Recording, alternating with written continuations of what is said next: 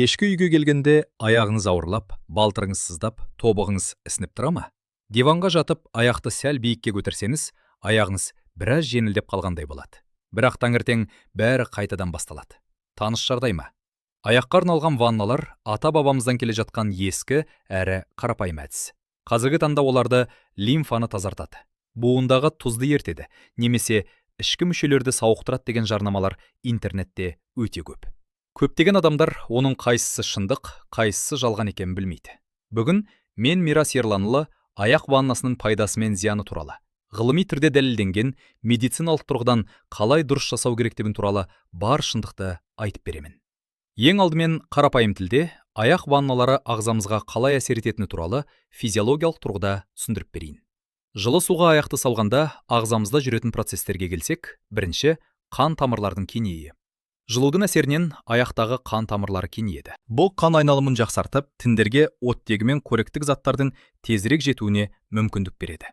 Соның нәтижесінде аяқтағы ауырлық сезімі басылып, жеңілдік пайда болады. Екінші, бұлшықеттің босаңсуы. Жылы су спазмды басудың ең тиімді жолы. Күні бойы кернеліп тұрған балтыр бұлшықеттер мен табан сіңірлері жайлап босаңсиды. Бұл ғылыми тұрғыда дәлелденген релаксациялық эффект. Үшінші, жүйке ұштарына әсер ету. Аяқ табанында мыңдаған сезімтал жүйке ұштар орналасқан. Жылы су осы нүктелерге жайлы импульстер беріп, орталық жүйке жүйесіне тыныштал деген белгі жібереді. Бұл жалпы дененің шиеленісін азайтуға көмектеседі. Төртінші, психологиялық демалыс және кортизолдың төмендеуі. Мұны елеусіз қалдыруға болмайды. 15 минуттық тыныштықпен жылы су стресс гормоны кортизол деңгейін төмендетеді. Нәтижесінде ұйқымыз жақсарып, жүйкеміз қалпына келеді. Бесінші, ісінудің қайтуы. Кешке қарай тобықтың ісінуі көбіне қан мен лимфаның төменде іркіліп қалуынан болады. Ваннадан кейін аяқты 10-15 минут жоғары көтеріп жатсаңыз, сұйықтықтың айналымы реттеліп, ісік біршама азаяды. Интернеттегі жарнамаларға сенсек, аяқ ваннасы барлық аурудың емі сияқты көрінеді. Бірақ дәрігер ретінде мен сізді мынадай қате түсініктерден сақтандырғым келеді. Лимфаны тазарту. Медицинада лимфаны тазарту деген ұғым жоқ. Лимфа жүйесі өзін-өзі реттейтін күрделі механизм. Оны сырттан жай ғана суға аяқ салу арқылы тазарту мүмкін емес.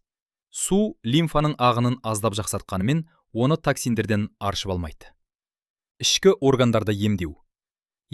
Табанда көптеген рефлекторлы нүктелер бар, және оларды ынталандыру жағымды әсер береді. Бірақ аяқ ваннасы бауырды, бүйректі немесе асқазанды емдей алмайды.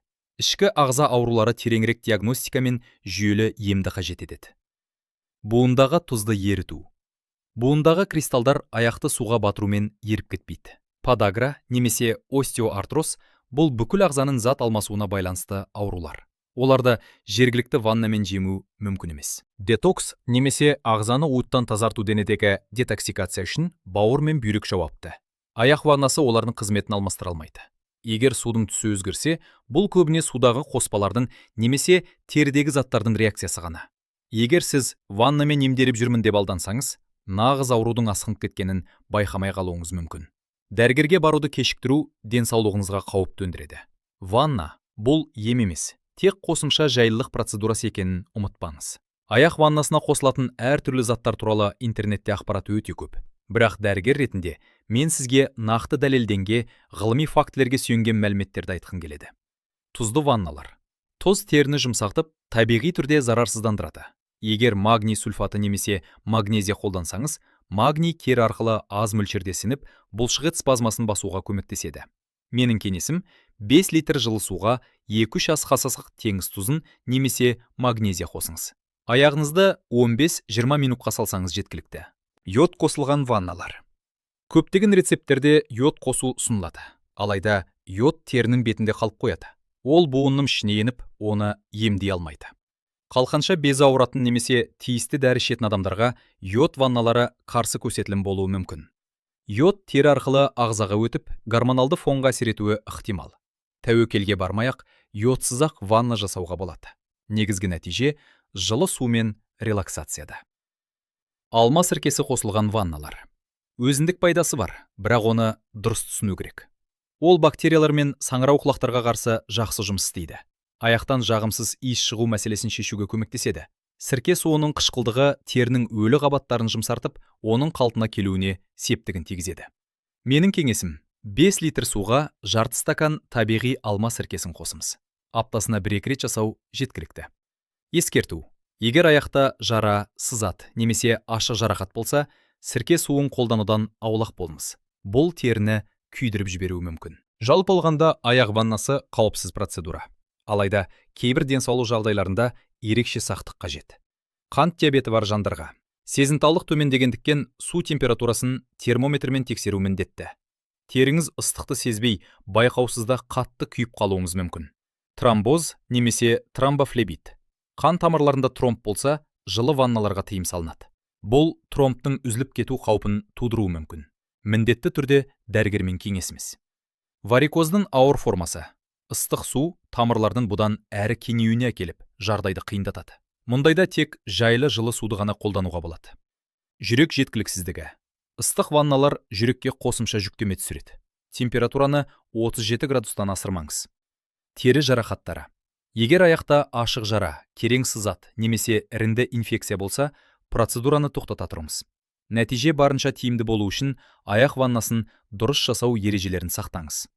Температураны реттеңіз. Ең оңтайлы температура 37 градус. Су ыстық емес, жайлы, жылы болуы керек. Өте ыстық су қан тамырларына күш түсірсе, суық су бұлшықетті босаңсытпайды. Уақытты қадағалаңыз. 15-20 минут жеткілікті. Бұдан ұзақ ұстасаңыз, терінің қорғаныс қабаты бұзылып, тері құрғап кетуі мүмкін. Бұлшықеттердің терең босаңсуы үшін суға магний сульфатын қосыңыз. 5-10 тамшы эфир майлары, соның ішінде лаванда, эвкалипт қоссаңыз, жүйке жүйесі тынышталып, стресс азаяды. Суға шөп тұнбаларын, яғни түймедақ, орысша ромашка, немесе жалбыз, орысша мята, теріні тыныштандырып сергітеді. Ваннадан соң аяғыңызды құрғатып сүртіп, ылғалдандырушы үшін міндетті түрде крем жағыңыз. Содан кейін ең маңызды қадам. 10-15 минут бойы аяқты дене деңгейінен жоғары көтеріп жатыңыз. Бұл кешкі ісінуді қайтарудың ең тиімді жолы. Ванна кезінде немесе одан кейін теннис тобымен немесе арнайы массаж кілемшесімен табанды уғалаңыз.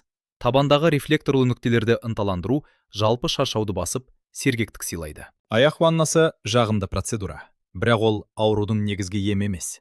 Егер аяғыңыз үнемі ауырса немесе варикоз мазаласа, мына әдістер медициналық тұрғыдан әлдеқайда тиімдірек. Белсенді қозғалыс. Балдыр бұлшықеті біздің екінші жүрегіміз. Күніне 30 минут жаяу жүру, аяқ ұшымен тұру жаттығулар және велосипед тебу қан айналымын жақсартудың ең үздік жолы. Компрессиялық трикотаж. Варикоз кезінде арнайы шұлықтар мен гольфилер тамырларға сырттан қолдау көрсетіп, ісінуді болдырмайды. Ұйықтар алдында аяқты жастыққа қойып, 15 минут жату лимфа ағынын жақсартып, ісінуді тез басады. Күніне 1,5-2 литр таза су ішіп, ас тұзын азайтыңыз. Артық тұз ағзада сұйықтықты іркіп, ісінуді тудырады. Егер мына белгілер байқалса, өз бетіңізбен ванна жасамаңыз. Тез арада маманға көрініңіз. Бір аяқтың кенеттен ісінуі, қызаруы немесе қатты ауырсынуы бұл тромбоздың белгісі болуы мүмкін. Аяқтың кенеттен суып кетуі және үйіп қалуы артериялық қан айналымының бұзылуы. Қант диабеті фонында пайда болған кез келген жара немесе ісіну. Аяқ ваннасы бұл арзан, қауіпсіз және жағымды релаксация. Ол лимфаны тазартпайды немесе ішкі құрылысты емдемейді, бірақ бұлшықетті босаңсытады. Психологиялық демалыс сыйлайды. Ұйқы сапасын жақсартады. Аяқ ваннасын дұрыс жасау әдісі. Су температурасы 37 градустан аспау керек. Қоспалар 2 ас қасық теңіз тұзы немесе магнезия. Қаласаңыз, лаванда майын қосыңыз. 15-20 минут. Одан кейін аяқты биікке көтеріп демалу. Егер бұл ақпарат сізге пайдалы болса, видеоға лайк басып, арнаға жазылуды ұмытпаңыз. Өзіңізді күтіңіз. Сау болыңыз.